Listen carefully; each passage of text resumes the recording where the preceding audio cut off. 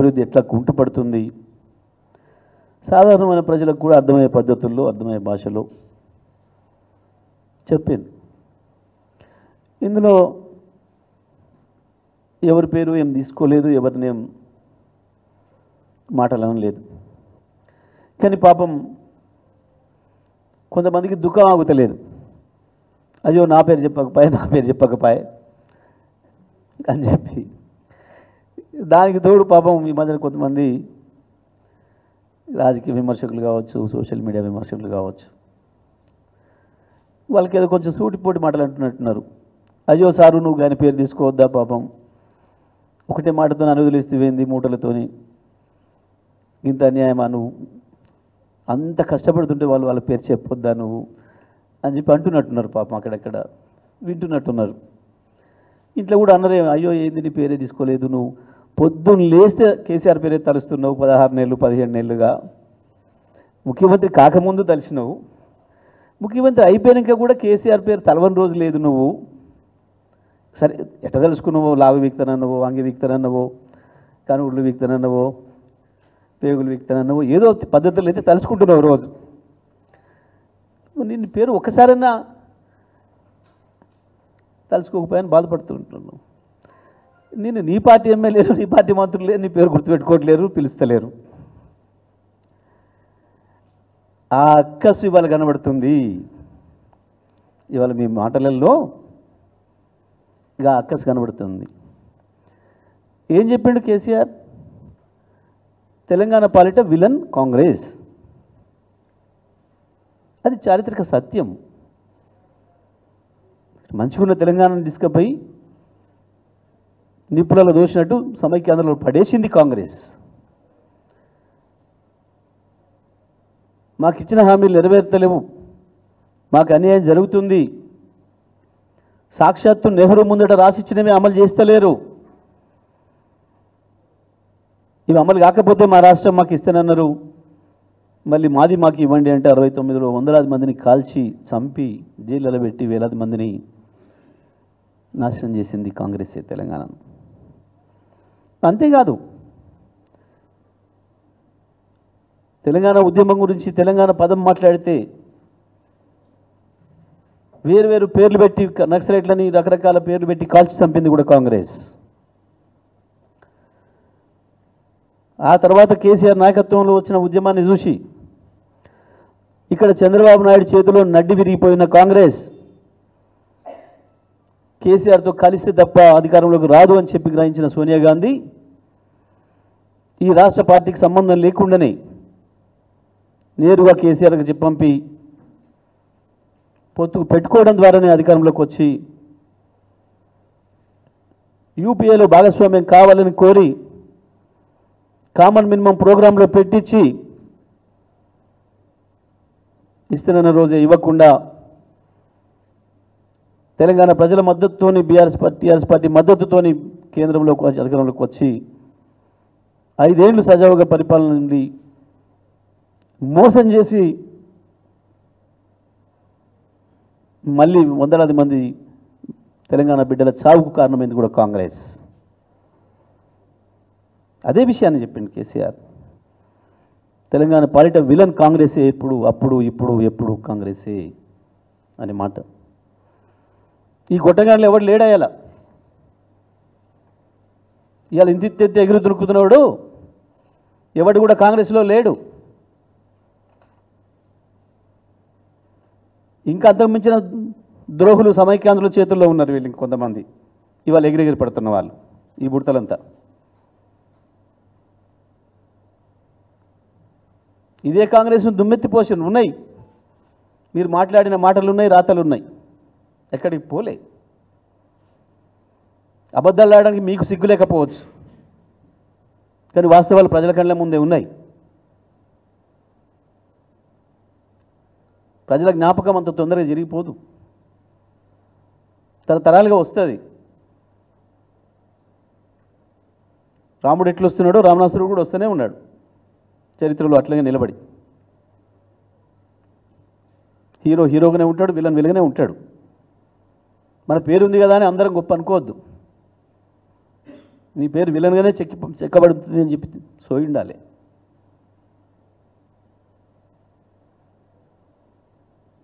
ఏం చేసిండ్రు?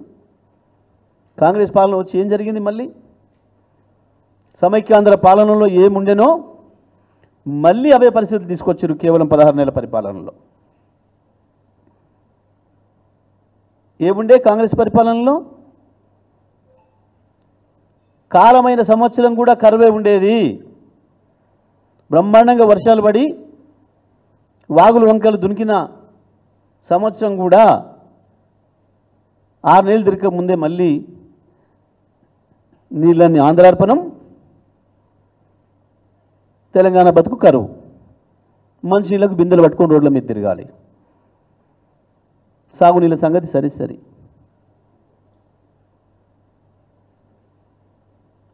ఇవాళ మళ్ళీ అదే పరిస్థితి. 2014 ముందు ఏముండేనో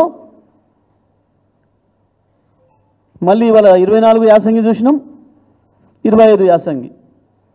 ప్రకృతి కరుణించి నీళ్ళు ఇచ్చిన వానకాలం తప్ప ప్రభుత్వాలుగా మనం చేయాల్సిన పని యాసంగిలో నీళ్ళు ఎట్టియాల ప్రజలకన్నా సోయి లేకుండా కేసీఆర్ కట్టిన ప్రాజెక్టులను కూడా కనీసం పూర్తి చేసుకోకుండా నడిపించుకోకుండా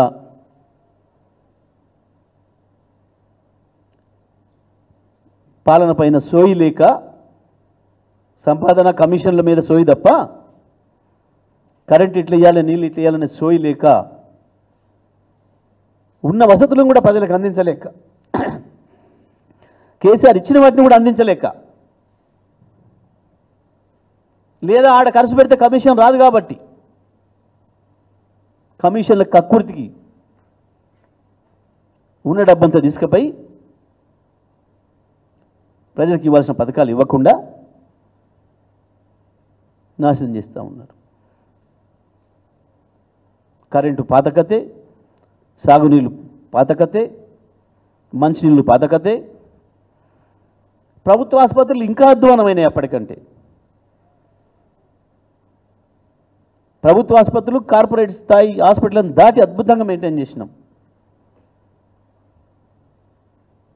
ఇది అదని కాదు, అది సిద్దిపేట హాస్పిటల్, అది సూర్యాపేట హాస్పిటల్, అది ఖమ్మమ, అది మహబూబ్ నగర్, అది ఆదిలాబాద్, అది ఇంకో చోటన ఇక్కడికి పోయినా అద్భుతంగా ఉండే ప్రభుత్వ ఆసుపత్రుల నిర్వహణ. ఇవాళ అడుగు పెడదామంటే కంపు కొడుతుంది.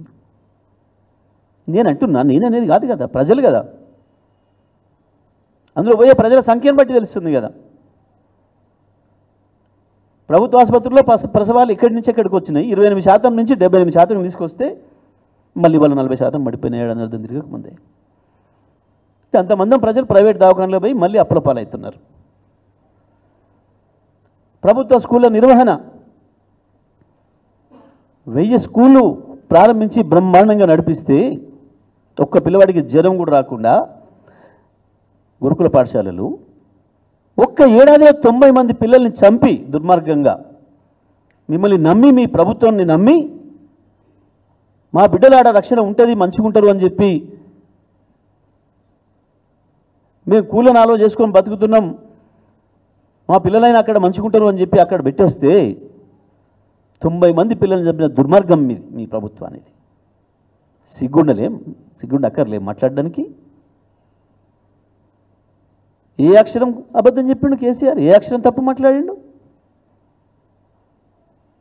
ఏడ కాని మాట మాట్లాడండి, ఏడా అసత్యమైన ఆరోపణ చేసిండు?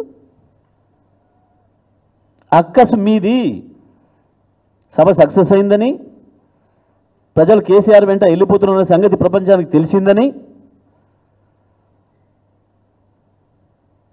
కేసీఆర్ నువ్వే రావాలని ప్రజలు అడుగుతున్నారనే సంగతి ప్రపంచానికి తెలిసిందని మరోసారి మీ పునాది కదిలిపోయిందన్న అక్కసు మీది. కేసీఆర్కి ఏం అక్కసు? ఇంకేముంటుంది కేసీఆర్కి అక్కసు? ప్రతిపక్షంగా బ్రహ్మాండంగా కొట్లాడుతున్నాం. ప్రజలు మాకు ఏ పాత్ర ఇచ్చిండ్రో ఆ పాత్రను 100కు 100% ప్రజల నమ్మకాన్ని నిలుపుకునే విధంగా చేసుకుంటూ వస్తున్నాం. తెలంగాణ ఉద్యమం ప్రారంభించిన నాడు మీ వెంట నడుస్తాం, కొట్లాడండి అని ప్రజలు బలం ఇచ్చిర్రు, ధైర్యం ఇచ్చిండ్రు. చివరికి తన ప్రాణాన్ని అడ్డంగా పెట్టి తెలంగాణ తెచ్చిండు. తెచ్చిన తెలంగాణ మీరైతేనే బాగు చేయగలుగుతారు అని చేతికిస్తే ఈ ప్రపంచమే ఆశ్చర్యపోయేలాగా ఒక అద్భుతమైన పరిపాలన ఇచ్చి అన్ని రంగాలను దేశంలో నెంబర్ 1 చేసుకోవచ్చు. ఏది అబద్ధం? రాదన్న కరెంటును పోదన్న స్థితికి తీసుకొచ్చినమాట అబద్ధమా? తెచ్చిన కరెంటును మళ్ళీ వాళ్ళు ఆగం చేసి ఎప్పుడు వస్తుందో ఎప్పుడు పోతుందో తెలియని స్థితికి మీరు తీసుకొచ్చింది అబద్ధమా?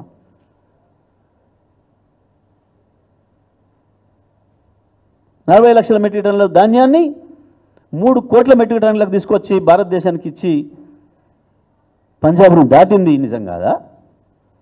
ఇవాళ సంవత్సరాల కాలంగా ఇప్పటి వరకు కూడా ఎన్ని కొన్నమో చెప్పలేని మీ చేతగాని మీ అసమర్థత బయట పెట్టుకోవడానికి దాచిపెట్టుకోవడానికి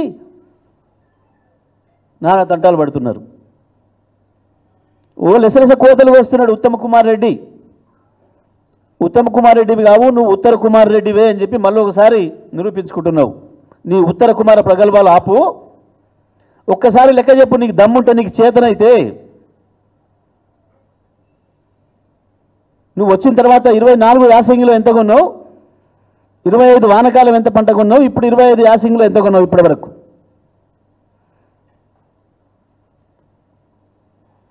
నిన్న సిగ్గులే కూడా మాట్లాడుతున్నారు నల్గొండల.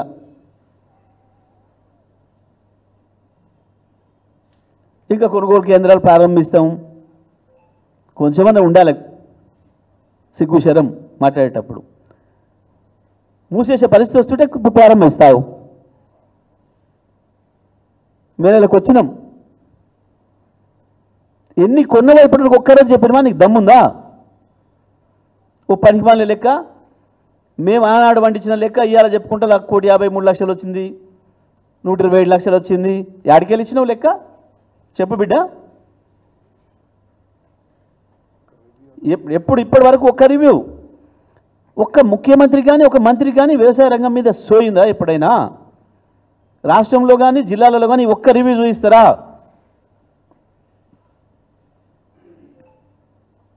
ఇప్పటి వరకు నేను ఇప్పుడు మళ్ళీ ఛాలెంజ్ చేస్తున్నా, తెలంగాణ రైతుల పక్షాన్ని అడుగుతున్నా, గత యాసంగిలో ఎన్ని ఓట్లు కొన్నావు, ఎన్ని డబ్బులు రైతుల అకౌంట్లో వేసినావు?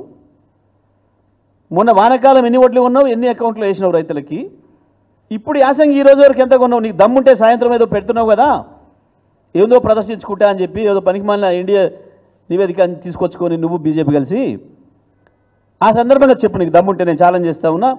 దయచేసి మీడియా మిత్రులకు కూడా విజ్ఞప్తి చేస్తున్నా, ఆయన పెట్టే పత్రికా విలేకరుల సమావేశంలో ఎవరైనా ఒక్కరు అడగండి ధైర్యం చేసి, ఈ రోజు వరకు ఎంత ధాన్యం కొన్నాడు? దమ్ముంటే లెక్క చెప్పమండి నిజంగా, రండ కాకపోతే. బోనస్ ఎంత ఇచ్చిండు ఇప్పటివరకు ఈ ప్రభుత్వం వచ్చిన దగ్గర నుంచి?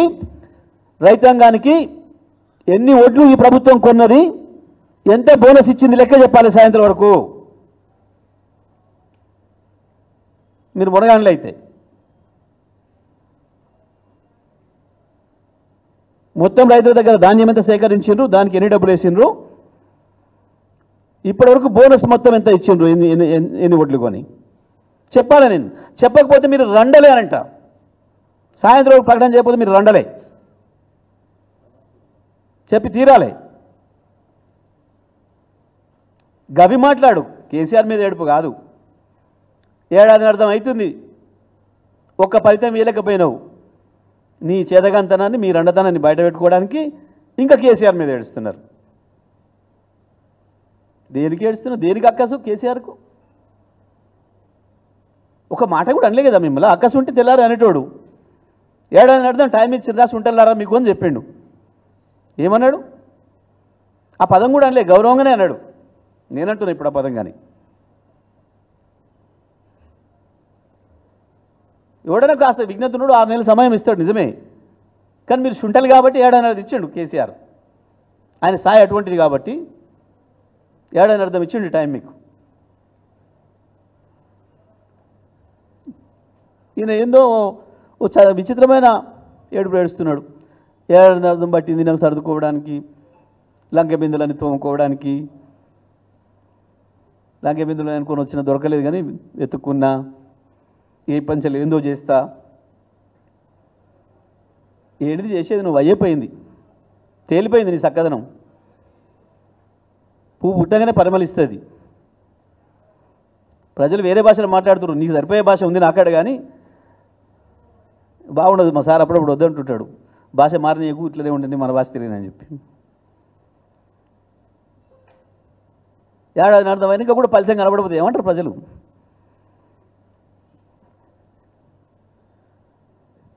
గా పరిస్థితి ఉంది మీ చక్కదనానికి. ఇంకా మీది ఏందో మీరు ఏడవక కేసీఆర్ గురించి, సభ గురించి. నిజమే, మీ జాతీయ నాయకుడు కూడా వచ్చిపోయింది మొన్న. ఈ పక్కకే వచ్చిండు, ఈడ కూర్చున్న వాళ్ళు కూడా ఒకటి తెలియదు. ఆయన మాట్లాడిపోయిండు. ఏ ఉపన్యాసం ఇచ్చిండ్రో ఒక్కరన్నా చెప్తారా? మొన్న రాహుల్ గాంధీ అంటే ఆయన వచ్చిపోయిండు, ఈ పదం వాడినారు, మీరు దాంట్లో ఒక్కరన్నా చెప్పరు చూద్దాం. మాకైతే ఇంట్లో కూర్చున్న వాళ్ళు కూడా తెలియదు. కానీ అంటే ఏంది, మీ జాతీయ నాయకుడు ఇక్కడికి వచ్చిపోతే కూడా హైటెక్ సిటీలోకి వస్తే పక్కనున్న మాదాపురంకే తెలుస్తలేదు. ఏం మాట్లాడి వాడు పట్టించుకోవట్లేడు. కేసీఆర్ ఏం మాట్లాడతాడో అని ఎదురు చూస్తున్నారు మీరందరూ. మాట్లాడిన తర్వాత ఏడుస్తున్నారు మీరు, అక్కస్ మీది. That is KCR. కేసీఆర్ మాట్లాడినా, కేసీఆర్ మౌనంగా ఉన్నా, కేసీఆర్.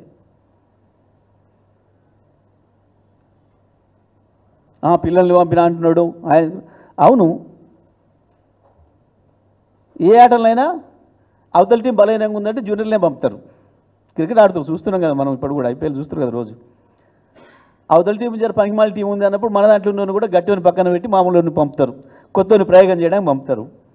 కేసీఆర్ కూడా గట్టినే పంపాడు మామూలు. మీరు సరిపోతారు పోరి, నేనెందుకని పిల్లలే పంపిండు. పిల్లలే పీకలేకపోతున్నారు, పిల్లలే ఎదుర్కోలేకపోతున్నారు. సవాలు పిల్లలు ఉంటేనే మీకు తట్టుకుంటలేరు. కేసీఆర్ కావాలన్నా మరి మీకు? ఇంకా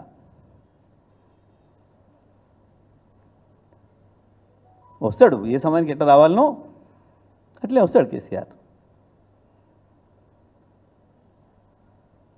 ఇక రుణమాఫీ మేమంతా చెప్పింది చేసినాం, అన్ని అమలు చేసినాం. కొంచెం సిగ్గాన్ని ఉండాలి మాట్లాడడానికి. రుణమాఫీ గురించి మీరు మాట్లాడింది ఏంటి అయ్యాలా? మొట్టమొదటి రోజు స్టేట్ లెవెల్ బ్యాంకర్స్ కమిటీలో బట్టి విక్రమార్క పెట్టినాడు మీటింగు. 49,600 కోట్లు మీరు చెప్పింది. రాష్ట్ర రైతాంగానికి విజ్ఞప్తి చేస్తామని ఒక్కసారి జాగ్రత్త వినండి. మొదటి రోజు చెప్పింది 49,600 కోట్లు. 4 రోజులకే 31,000 కోట్లకు తెచ్చారు. మొదటిది 49,500 కోట్లు, మళ్ళీ వారం తిరగక ముందే 31,000 తెచ్చారు. ఇదేందా అంటే కాదు రైతులే తీసుకున్నారు, కానీ అవి వేరే తీసుకున్నారు. రైతు తీసుకుంటే ఏంది? రైతు తీసుకునేది రైతు అప్పే కదా. మీరు రైతులకు రుణమాఫీ అని చెప్పారు కదా, మీ జీవోలోనే ఉంది కదా. నీ జీవోలోనే చాలా స్పష్టంగా ఇచ్చినావు.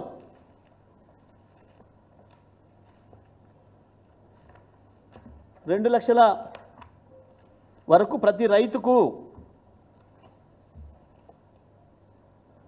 తెలంగాణలో భూమి కలిగి ఉన్న ప్రతి రైతుకు ₹2,00,000 వరకు రుణమాఫీ జీవోలో ఇచ్చింది. తెలంగాణలో 2,00,000 వరకు భూమి కలిగి ఉన్న ప్రతి రైతుకు 2,00,000 వరకు రుణమాఫీ. దీని ప్రకారమే 49,500 కోట్లు వచ్చింది. జీవో మీరిచ్చింది 15/7/24 మీరిచ్చిన జీవోనే. రైతు ఏదో పేరు మీద తీసుకుంటు, బంగారం పెట్టే తీసుకోవచ్చు, కాగితాలు సరిగా ఉండకపోవచ్చు. ఎందుకంటే మీ గొప్ప రెవెన్యూ వ్యవస్థ అట్లా ఏడ్చింది కాబట్టి.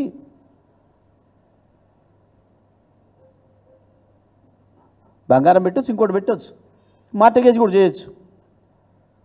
అది లెక్కకు రాదట. తీసేసినావు పోనీ 31,000 కోట్లు నువ్వే చెప్పినావు. ఎంతమంది 31,000 చెప్పినావు నువ్వే. క్యాబినెట్ లెక్క తేల్చిన అప్పులు 31,000 కోట్లు అని చెప్పినావు. ఓకే, ఆ తర్వాత ఏం చేసినావు? మళ్ళీ బడ్జెట్ కాడికి వచ్చేవరకే 26,000 కోట్లు చేసినావు. బడ్జెట్లో 26,000 కోట్ల కేటాయింపు. ఓకే, నీ లెక్కే. ఇవాళ ఏం మాట్లాడుతున్నావు? 3 విడుదలలో నువ్వు విడుదల చేసినా అని చెప్పిన డబ్బు 17,933 కోట్లు నువ్వు చెప్పింది. కానీ ఇవాళ ఏం మాట్లాడుతున్నారు? 21,000 కోట్లు అప్పుడే మాఫీ చేసినాం. చివరికి ఏం చెప్పాను మొన్న? మొత్తం రుణమాఫీ అయిపోయింది. ఎవడు చూసినా మొత్తం రుణమాఫీ అయిపోయిందని మాట్లాడుతున్నాడు. సిగ్గు మీకుండాలి. సిగ్గు తప్పిన మాటలు మాట్లాడుతుంది మీరు, లజ్జ తప్పిన మాటలు మాట్లాడుతుంది మీరు. ఇన్ని అబద్ధాలు, ఇన్ని మాట మార్చిన ఏదో ఎవడు లేడు ప్రపంచంలో, మీరు తప్ప. ఒకే సంవత్సరంలో గిన్ని అబద్ధాలు. దీనికి ఎంతమంది దేవుళ్ళ మీద ఓట్లు, ఎంతమంది దేవుళ్ళ మీద ఓట్లు పెట్టారు దీనికి, ఈ మాత్రం గొప్ప పనికి? దానికి కేసీఆర్ గిది అడిగితే అక్కసలేదు నాడు అడిగిండు రైతుల్ని. అయిందా మీకు చెప్పినట్టు చేసిండ్రా లేదా చేయని వాళ్ళు చేయలేపమన్నాడు. అందులో అక్కసేముంది?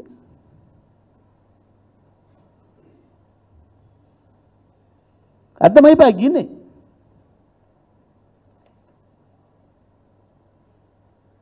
మీ అబద్ధాల పరిపాలన ఇక్కడ అర్థమైపోయింది కదా.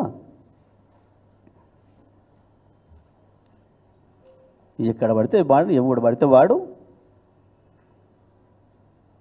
లాగులు దడుపుకొని సభను చూసిన తర్వాత మీకు పిచ్చిలేసి మీరు మెంటలీ మాట్లాడుతున్నారు.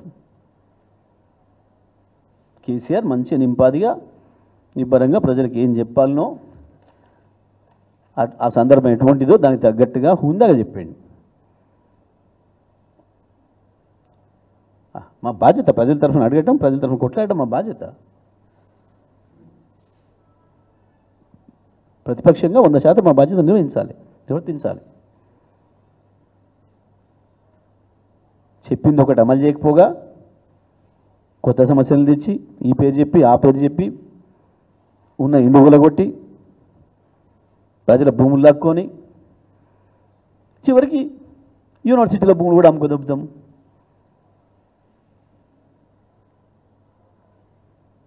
నిజమే, ఒక్కొక్క ఆయన సలహాలు ఇస్తుండే కదా మీకు. 350 ఎకరాలే చాలు యూనివర్సిటీకి, ప్రపంచంలో ఏ యూనివర్సిటీ కూడా 500 ఎకరాలు కూడా దాటలేదు. అమ్మడి మరి ఉస్మానియాలో కూడా ఎక్కువ ఉన్నట్టుంది భూమి, 1300-1500 ఎకరాలు ఉన్నట్టుంది. అమ్ముతారా ఓ మూల? గదే కదా అడిగింది కేసీఆర్. ప్రభుత్వానికి అమ్ముకునే హక్కు ఉంది అవసరమైనప్పుడు, ప్రజలకు అవసరమైనప్పుడు. కానీ దానికి విజ్ఞత ఉండాలి, దానికి పద్ధతి ఉండాలి. అవతల విద్యార్థులు అడుగుతున్నారు, ఇది మాదనే భావన వాళ్ళకు ఉంది. కనీసం వాళ్ళతో మాట్లాడాలి, చర్చ చేయాలి. ఏందో మాకు పోలీసు ఉంది, ఏముంటుంది మీ బొంద పోలీసు ఎంతకాలం కాపాడుతుంది? ప్రజల్లో ఒకసారి తిరుగుబాటు మొదలైతే చూడండి, పోలీసులు అడ్డం పెట్టుకొని రాజ్యం చేస్తాడు ఎవడన్నా? పోలీసులు సమాజంలో ఏమో నేరం జరిగితే గాఢ పని చేస్తారు, కేసులు చేస్తారు, విచారణలు చేస్తారు, కోర్టులు హాజరు చేస్తారు.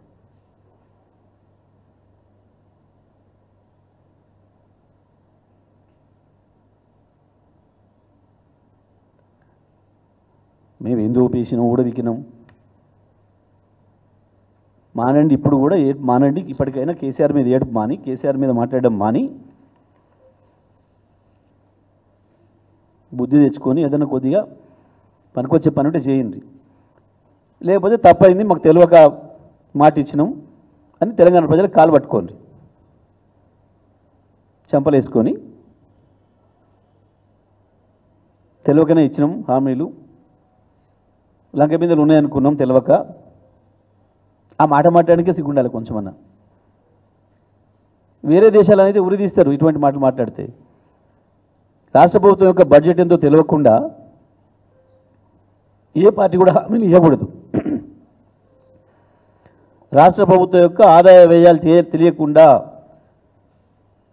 కేంద్రంలో పరిపాలన చేయాలనుకుంటే కేంద్ర ప్రభుత్వం యొక్క ఆదాయం వ్యయం తెలియకుండా ఏ పార్టీ కూడా మేనిఫెస్టోలు ఇవ్వకూడదు. కేసీఆర్ తెలియకనే చెప్పలే అట్లా. మీరు ఇంత పోజులు కొడితే 2014లోనే లక్షలోపు రుణమాఫీ అంటేనే 17,500 కోట్లు లెక్క మాకు వచ్చింది. 17,500 కోట్లు చేసినాం, విడతల వరకు చేసినాం మేము. 2014లోనే లక్షలోపు రుణము 17,500 కోట్లు ఉంటే ఈ రాష్ట్ర ప్రజలకి, అవ్వాలనే 26 లక్షల మంది రైతులు ఉంటే లక్షలోపు ఉన్నోళ్ళు 2 లక్షల లోపు రుణం ఎంత పెరగాలి? 2 పైన పెరగాలి. మామూలు లెక్కేసుకున్నా, సాధారణమైన లెక్కేసుకున్నా ఈ లెక్క చాలు. ఊళ్ళలో ఏమంటాం మనం దీన్ని? ఎంపీ గారు, ఊళ్ళలో ఏ లెక్క అంటారు దీన్ని? గొల్ల లెక్క. ఊళ్ళలో గా లెక్క అనుకుంటే కూడా లక్షది 2 లక్షలు సరే 34,000 కోట్లకి అదే దాటి.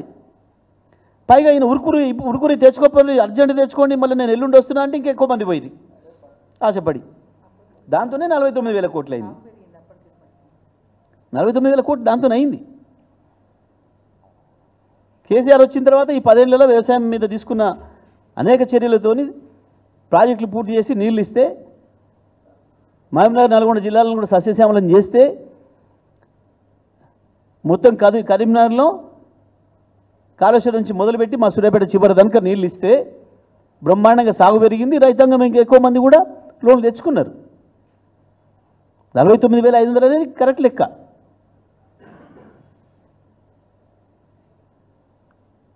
వాస్తవానికి కేసీఆర్ ఇచ్చిన రుణం రైతు బందే 15,000 కోట్లు దాటే 15,500 కోట్ల. నువ్వు ఇచ్చింది ఏంది? నువ్వు ఇచ్చింది ఏంది? కేసీఆర్ ఇచ్చిన రైతు బంధుని బంద్ చేసినావు. గా పైసలనే తీసుకొచ్చి నువ్వు మా పేరు మీద ఇచ్చినావు. ఇచ్చిన 12,500 కోట్లు అందులో కూడా మళ్ళీ అందులో సగం కమిషన్లకి ఇచ్చుకున్నావు బయట.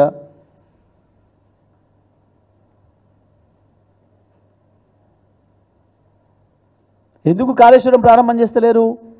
కేవలం కరెంటు బిల్లులకు భయపడి. కాళేశ్వరం లిఫ్ట్ లాంచ్ చేస్తే కరెంటు కొనాలి, కరెంటు కొంటే కమిషన్లు రావు. పైసలు లేవు అనే ఏడుపు లంగా ఏడుపు. పైసలు ఎందుకు లేవు? 2.5 లక్షల కోట్ల ఆదాయం వచ్చింది, 1,50,000 కోట్ల అప్పు చేసినావు, 4 లక్షల కోట్లు వచ్చింది నీ చేతికి. ఏం చేసినావు? కేవలం అప్పు కట్టింది, పాత అప్పులకు బకాయిలకు కట్టింది 60,000 కోట్లు. ఏం చేసినావు మీద డబ్బులు? వృద్ధులకు పెన్షన్ పెంచితే కమిషన్ రాదు, మహిళలకు 2,500 మంత్లకి నెలకి ఇస్తే కమిషన్ రాదు, కరెంటు కొని 24 గంటలు కడుపు నిండా కరెంట్ ఇస్తే కాళేశ్వరం పంపులు ఆన్ చేసి కలకుర్తి లిఫ్ట్ ఆన్ చేసేసి రైతులకు నీళ్ళు ఇస్తే అందులో కమిషన్ రాదు. కాబట్టి ఇక్కడ ఇయ్యం.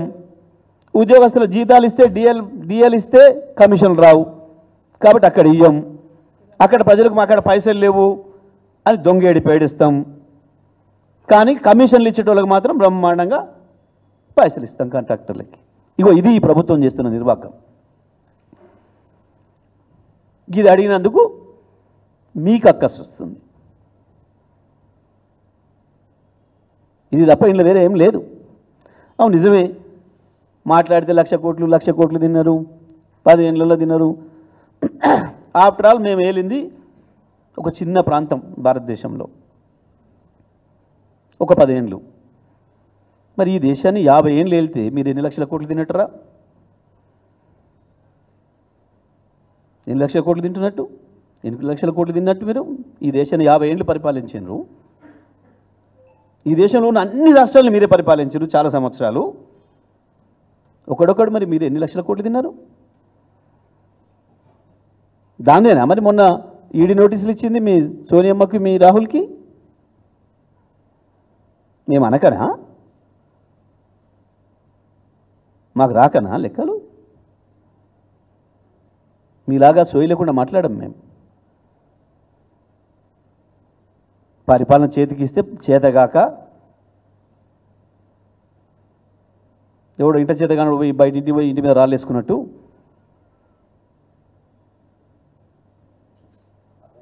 చేతగాని రెండమాట మాట్లాడుతున్నారు. మునగానంలో మాకు బాగా అనుభవం ఉంది. అప్పుడే అడిగినరు, అరే గిన్ని చెప్తారేందా మీరు, భారతదేశం బడ్జెట్ మొత్తం తెచ్చి మీ రాష్ట్రానికి ఇచ్చినా సరిపోదు, గిన్ని హామీలు ఎట్లు ఇస్తున్నారు 420 అంటే చాలా గొప్పగా చెప్పిండు ఇంత పెద్దగా ఆర్థిక మంత్రి. ఓయ్ కేసీఆర్కి తెలివి లేదు, కేసీఆర్కి అనుభవం లేదు, 10 ఏళ్ళే కదా ఆయన, ఇప్పుడు మొన్ననే కదా వచ్చింది. మేము 125 ఏళ్ళ నుంచి ఉన్నాం, మేమే పరిపాలన చేసినాం, ఎక్కడున్నాయో మాకు తెలుసు.